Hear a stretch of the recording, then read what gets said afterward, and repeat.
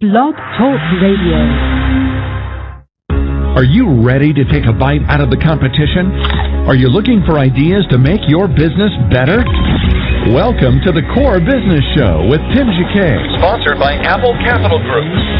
At the core of every successful business, you'll find people making a difference. And with each episode of the Core Business Show, we talk with those people, examine those ideas, and explore the strategies that make them special.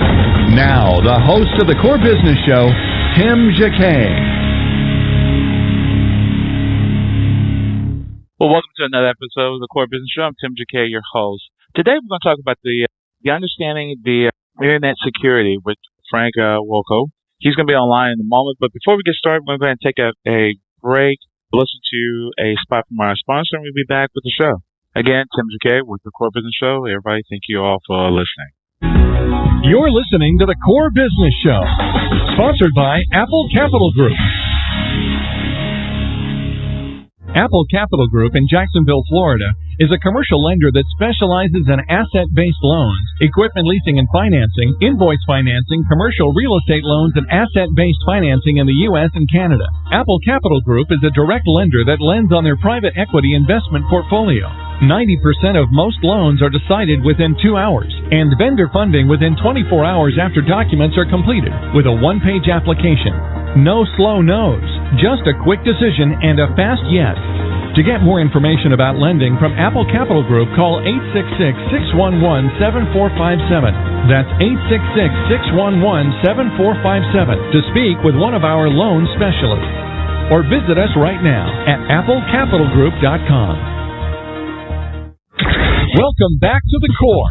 Once again, here's Tim Jacquet. Well, welcome again. I'm Tim Jacquet, your host. Today, we're going to talk about internet security. Our special guest is Frank Wolkow. Frank, welcome to the program. Hey, good to be here. Thank you. Thank you. I guess, our audience will love to hear personal stories of our guests. So if you don't mind, tell us about yourself. How did you get started? Then we go from there. I really appreciate it. Sure. Well, I'm a retired naval intelligence officer. I served in the U.S. Navy for 23 years and retired in 2004 while I was at Special Operations Command Central, which is the Special Operations component for U.S. Central Command. So did a bunch of other things over that 23-year period, and since 2004 have been working as a consultant and analyst within the intelligence community and the Department of Defense. Wow. So kind of tell us, how did you get started? You're privately doing intelligence now? Well, I am privately consulting, yes. Okay. Largely consulting contracts within government, within the Department of Defense and the intelligence community, largely on, strategic intelligence matters and other concerns like that. Yep. How does the internet play a part of this whole cycle? I mean, there are primary sources that you can get. There's fake stories that's put out there. How can you learn what the truth is in your intelligence? Or you just do the old-fashioned way, what you've been taught for many years, and go from that and then use the internet as a backup? How is the importance of an internet security and intelligence is today? Well, it's very important. I tell folks, and I've done a couple of interviews over the past couple of days on this and have talked about it on my own radio program. The best security that people can, invoke is the simplest security that there is, and that is just make sure that all of your antivirus software. I do not endorse a particular brand. There are several out there. A lot of it comes down to personal preference and what people select. Make sure it's a reputable company, and keep your protections up to date on your systems. That is the single best thing that people can do, and it's also probably the single largest point of failure. So another simple thing to do is just it's all the basics. Don't open things from people that you don't know. Don't open things from sources that you do not trust. An interesting thing about this most recent malware that struck so many people today was that the folks who designed it actually did a very good job of duplicating or replicating those little pop-up screens that you get that say, hey, is this a trusted source? And most folks recognize it and say yes, and that's what permitted the malware in.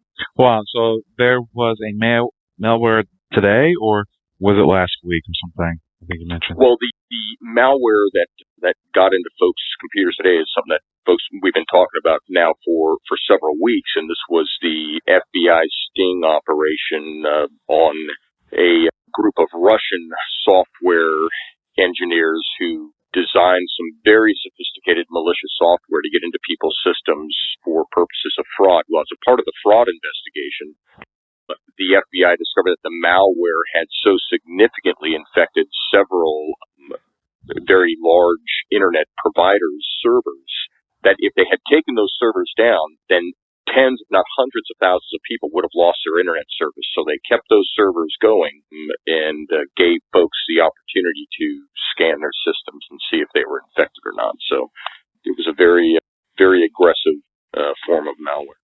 Wow. So it really is the purpose of fraud. That's why they design these particular malware.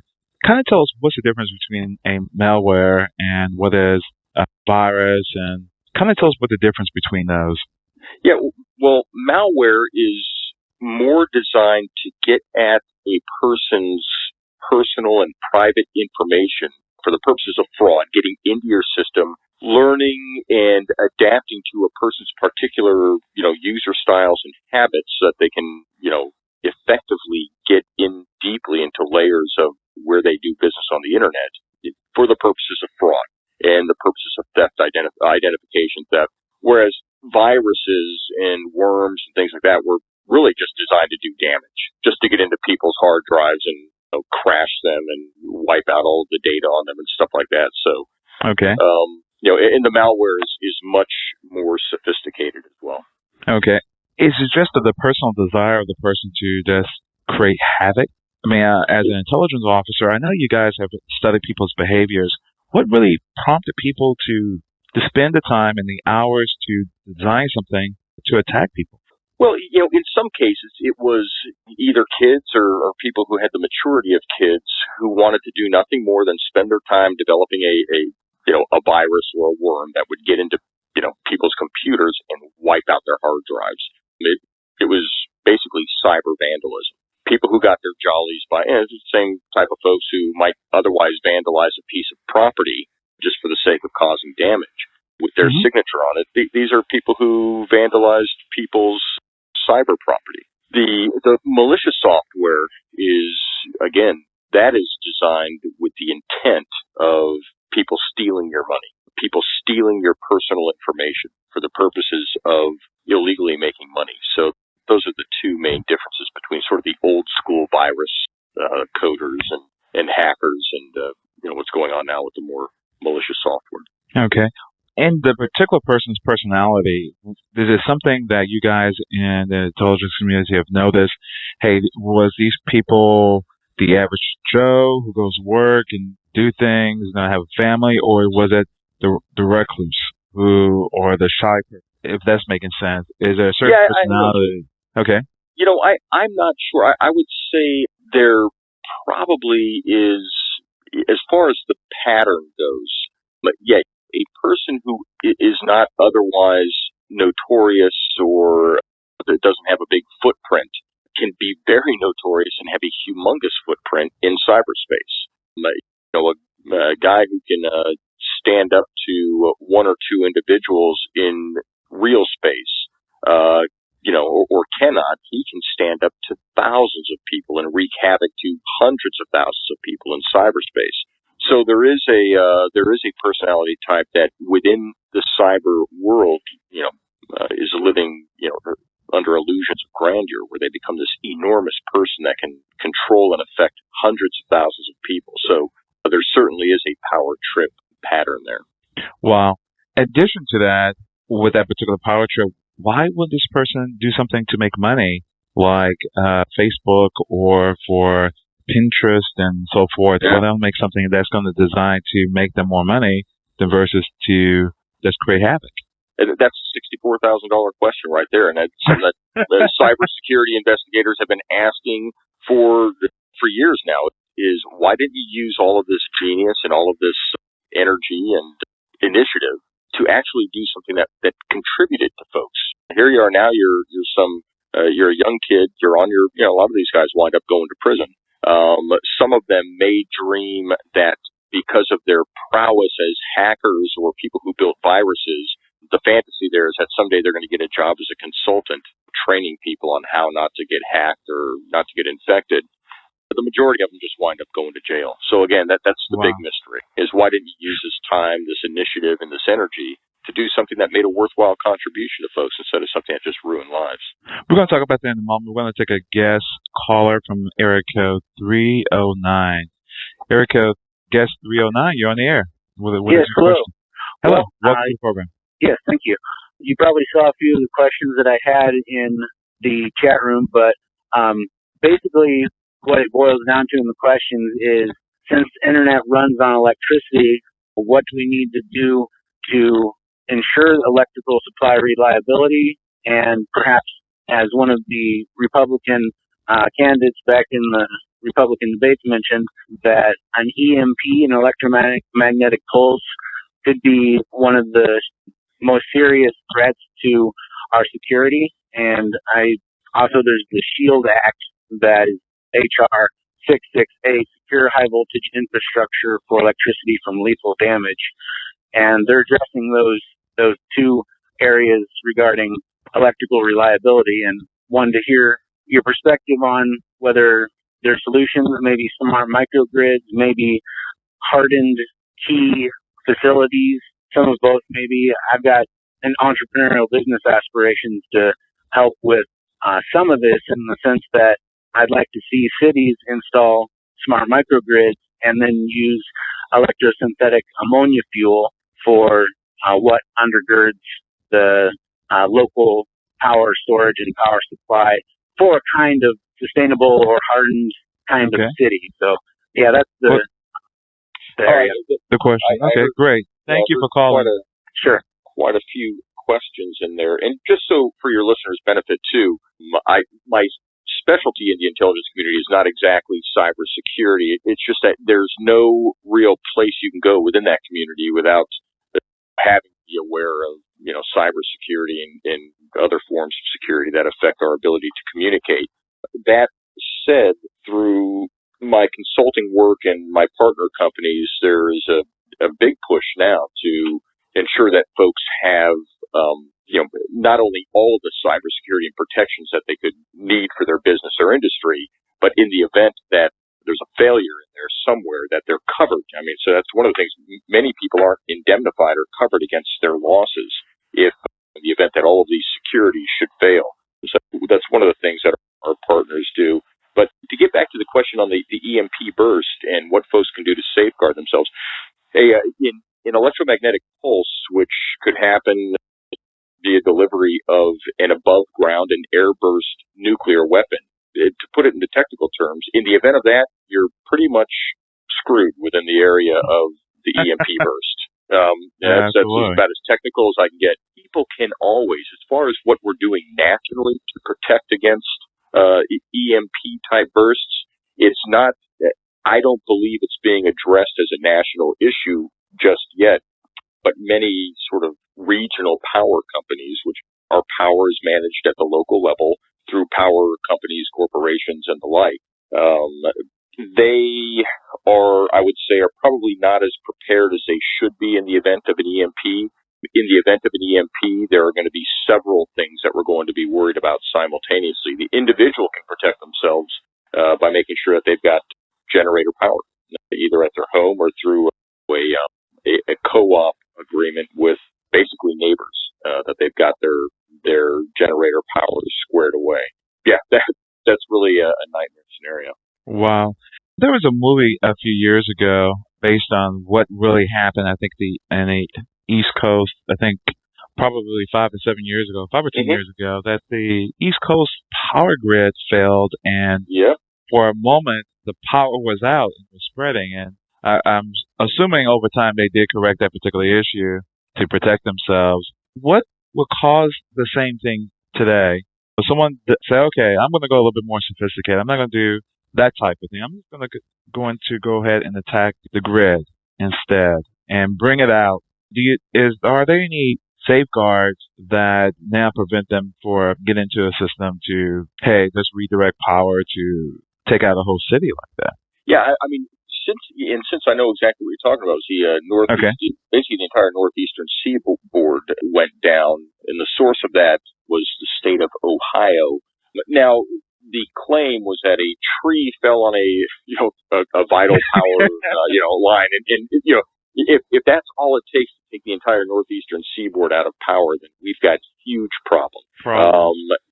It could, I don't know, it could have been something more malicious than that, but since that has happened, and since it has become so clear to so many people that the power grid is controlled the way everything else is these days through cyberspace, that most of the power companies that control our electricity have done a very good job, I would say, especially over the past 24 months, with the Chinese and the Russians becoming much more brazen and malicious in their attempts to just get in there and see what they can do.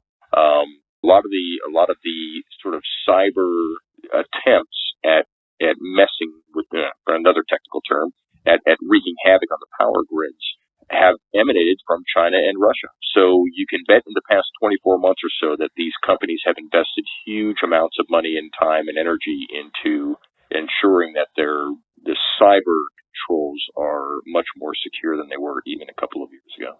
Wow. That's really amazing. We're going to take a break for a moment. We'll be back. We're going to talk about more on security. Be back one moment with Frank Rouza. You're listening to the Core Business Show, sponsored by Apple Capital Group. Apple Capital Group in Jacksonville, Florida, is a commercial lender that specializes in asset-based loans, equipment leasing and financing, invoice financing, commercial real estate loans, and asset-based financing in the U.S. and Canada. Apple Capital Group is a direct lender that lends on their private equity investment portfolio. 90% of most loans are decided within 2 hours, and vendor funding within 24 hours after documents are completed, with a one-page application. No slow no's, just a quick decision and a fast yes. To get more information about lending from Apple Capital Group, call 866-611-7457. That's 866-611-7457 to speak with one of our loan specialists. Or visit us right now at applecapitalgroup.com. Welcome back to the Core. Once again, here's Tim Jacquet. Going back, Frank, regarding what we were talking before the caller, regarding the people thinking of becoming consultants in a particular field, when they design these things and they make a name for themselves, I mean, they do get caught eventually. They do go to prison. Now, on the flip side of that, once they're out of prison now, are they considered as real consultant material? That's making sense? Because now they are consultants to the government, I'm sure. Well, yeah, there are consultants to the government in private industry. We lost our connection for about 2 seconds there, and I think I may have missed the heart of your question. Okay, I'm sorry. I was asking, before we took the caller, we were talking about the people that, hackers that do get caught, and they do go to jail. Is that a badge of honor for them going to jail in order to become a consultant? Because they did get caught, and they can prove, I'm sure, say, I have done this and this, and now I'm the consultant. You need to contact me to contract to let you know what you need to do for your company or your business to protect yourself. Yes, some may be, but the problem is that the competition for those jobs is so fierce right now that there are enough sort of legitimate people within the cybersecurity world now that these firms are not necessarily clamoring for hackers that have gone to prison and now have criminal records to come in through their security systems and get their fingers all over everything that they're doing. So it is not anybody who's listening out there and thinks that maybe making your mark by creating the most malicious virus known to the 21st century and therefore you're going to get a big consulting job. Just go get the consulting job first. That's a good thing. What advice do you really have besides getting your latest update? What a company needs to look for as a security person? There is a lot of credentials in the industry, even with Microsoft, that person can obtain, but that person really, if they obtain that, then I mean they're really an expert in that particular field. For a business, what can they do to make sure they have a person that they can trust, that they know what they're doing and going to protect the company over security issues? Well, a lot of it comes down to, so there's two things you can do. I mean, some folks will go to a larger, more reputable, established company that provides computer and security services. And other folks will go to smaller sort of mom and pop outfits that offer excellent service, probably at a lower price. And it's like anything else. You have to do your research. You have to shop around and, just make sure, consult with other business folks in your area who are paying for the same types of services and see who's got a good reputation. If not, it's hit and miss. I mean, I know folks who have had, a friend of mine in the medical practice had his system hacked into, and probably hundreds of thousands of pieces of very private financial and medical information were inadvertently released into the hands of these hackers, and they had a computer security service working for them. Apparently, they were not that good at their job, and they were indemnified. But you'd rather not go through a lawsuit. You'd rather just stay secure. Wow. Some small businesses know what to look for. Some people really don't. They can bring all these credentials on a resume or on a website, and it's like whatever is shiny is not necessarily gold. Is it a particular industry certification you are aware of, or a particular association they need to belong to that kind of can guide them what to look for a small business owner or even a mid-sized business who can't afford to pay a security expert? Yeah, I would say for those smaller businesses, any of your local chambers of commerce are great organizations to belong to, because usually in a chamber of commerce somewhere, there's going to be a company that provides these services. So like any other form of networking, you can network for those types of services.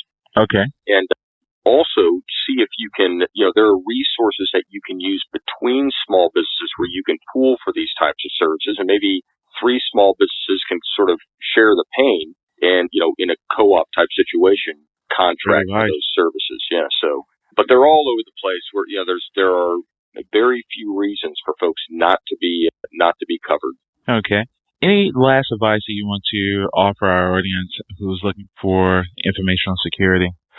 Well, I would say they can contact me. And like I say, through our partners, we do offer some very good very robust cybersecurity services. And plus there are some indemnification benefits where people are actually covered in it. Think of it as insurance in the event that there's, the fail-safes fail, which is something a lot of folks don't think about these days. Is, well, what happens if all of my security features fail? This company comes in, they promise me all these great and wonderful things, and still I get hacked and I lose money, I lose personal information. So they can contact me through my company website, which is Redmind Solutions. It's all one word, red as in the color red, mind as in mind your own business, and the word solutions, redmindsolutions.com. And I would also invite folks to listen to my radio program each Sunday that I have on WFLA in Tampa, Florida, 970WFLA.com. They can see my name there. And we talk about all kinds of other intelligence and national security and political matters and things like that. So, okay. And website address again? They can listen to the show. The website address for the radio program is 970WFLA.com, and they can also just Google my name, Frank Wuko, WUCO, and they can get me that way. Also on Facebook.com/Frank Wuko Radio, or Twitter @FrankWuko, all one word. Perfect. Well, thank you for joining the show. Thank you, Frank. Hey, thanks for having me. Really appreciate it. Okay, great. Okay. Have a great day. Take care. Bye-bye. Again, that was Frank Wuko. He is a internet security expert, and also he has a show on Fox News Radio, 970 WFLA, outside of Tampa. So anyway, everybody, thank you for listening to the show. You can download this episode on iTunes and Blog Talk Radio. Everybody have a great day. Thank you for listening. Take care. Thank you for listening to the Core Business Show with Tim Jacquet. For more information about equipment financing and asset-based loans, visit our website, applecapitalgroup.com. That's applecapitalgroup.com. Or call us at 866-611-7457. We hope you'll join us for our next episode. And remember, you can always get to the core via iTunes. You'll find all our previous episodes there. And thanks again for listening to the Core Business Show with Tim Jacquet.